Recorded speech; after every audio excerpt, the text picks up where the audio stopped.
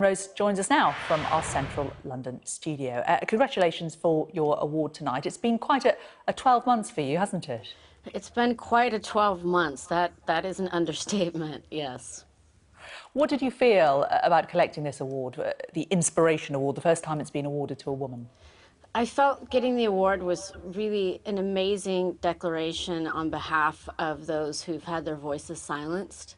And I think I'm just there as a representative for others who've been silenced. And that's what I do my work for, and I'm immensely proud. Do you feel, despite all that has been laid bare in the media over the last 12 months, that there are still people who are being silenced in the media?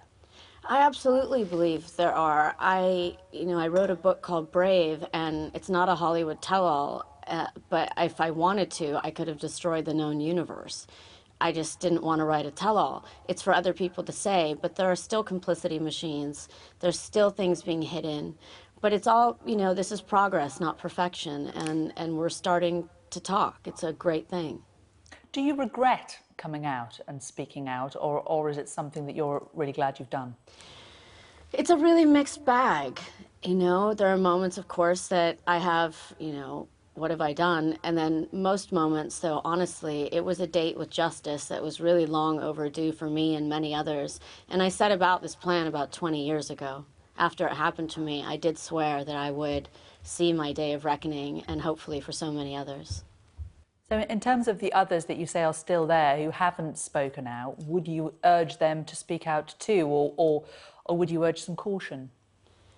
I would urge both. I think we have to look at due process, but also it's important for people to not protect others. I mean, we saw it with the priest abuse scandals, we see it in Hollywood, we see it in media, we see it in politics, and we could probably see it at our local McDonald's. Do you know what I mean? It's all of these things that are together, and I think when people get more brave and when people see others coming forward and not dying, even though, they did their best to do a lot of really bad things to me, and I'm sure they wouldn't have minded if I passed away. But I fought, and I fight to keep living, and I fight for others, and I think that others need to fight for others as well. Your book, Brave, that you've mentioned, it's been described as being both a memoir and a manifesto. Who have you written it for? Did you write it for yourself, or have you got someone in mind when you were writing it? That's a great question. I wrote it for the world. I wrote it to unwire people's thoughts. I compare the cult I grew up in to the cult of Hollywood and how it affects your mind in ways you might not be aware of. And that's wrapped up in an autobiography. And I wrote it for myself. I suppose that it benefited me in that I worked through a lot of things. I processed a lot of emotions, and it was very hard. But over the course of time, I realized, my father, I watched him as a leader in this cult, wire people's minds. And I kind of know how to unwire them. And that it's really my form of public service. We've talked a little bit about Harvey Weinstein. You've reached a settlement with him? Is it something that you're content with, I suppose is the best way of phrasing it? Well, that was about 21 years ago or 20 years ago that I requested money because my intention as a young woman, I thought $100,000 was a lot of money. I wanted to buy a billboard that said Harvey Weinstein is a rapist. And surprisingly, they did not let me buy the billboard, the outdoor company. But it was always my intention. I never signed an NDA. I refused. So that's why I was always being targeted by him for the last 20 years in both media and in the industry. A heavy, heavy blacklisting that I somehow managed to survive and get a job on a TV show so I could fight my way through it. One of the benefits of being on that TV show is that it was popular all over the world. And so I knew when it came time to strike that it would be newsworthy. Mm. You've been credited as being the force behind the MeToo movement that we talked about, and it grew very, very quickly, didn't it? Were you surprised by how quickly it was picked up on across the world? I am so immensely proud of that. I think MeToo, what Tarana Burke started, was amazing with a hashtag that just gives us a way to actually communicate about something that happened to us. It's not like there's a bunch of women with pitchforks running after, executives. Me Too is fundamentally at its heart just about a shared experience in a way for people that have survived this, and there's an awful lot of us, men and women, who survived this, to have a way to talk to each other about it, And am immensely proud of how far it's spread, and it just needs to be given time to breathe. You know what I mean? We've never been here before in society. I wanted to change the cultural landscape and the cultural conversation, and so I'm really glad that we're all having this very adult conversation that needed to be had. Are you concerned that it's being devalued sometimes? That there have been some people who've used it and they've, you know, for perhaps, you know, somebody at work inappropriately asking them out for a date or something they feel is inappropriate.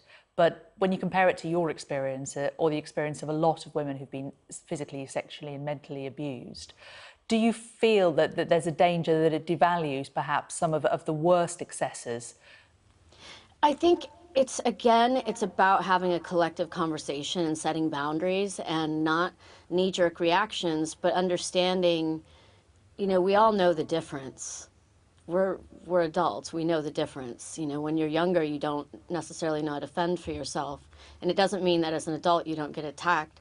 My point is just that conversation about someone asking them out to dinner, which I don't think, you know, I hope that doesn't really happen. But if someone is offended by that, then they can say that, and they can set boundaries right then and there.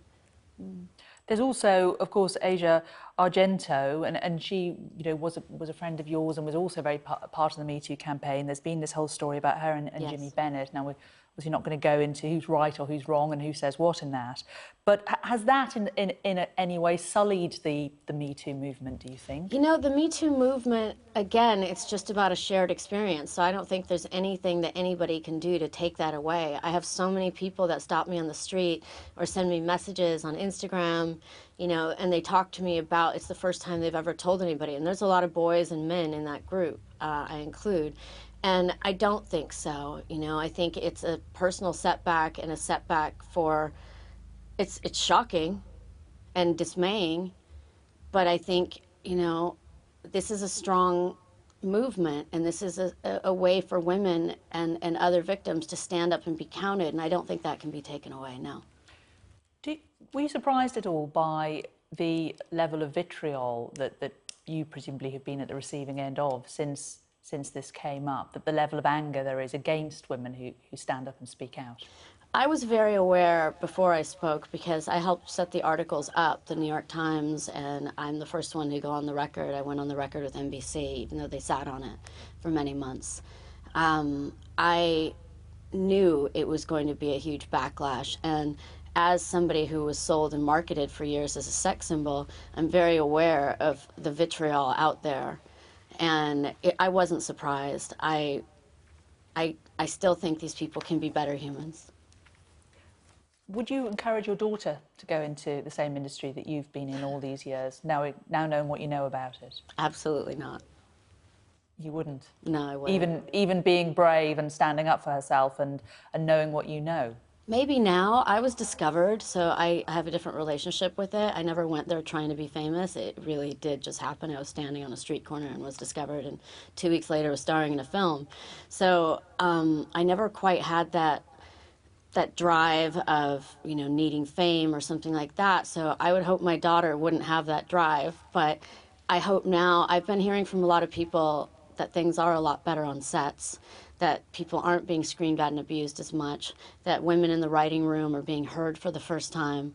And I think there has been a shift, and I think it will continue to grow. Hollywood is a mafia, and it operates as such. You know, people don't speak out there because they're bred to have fear.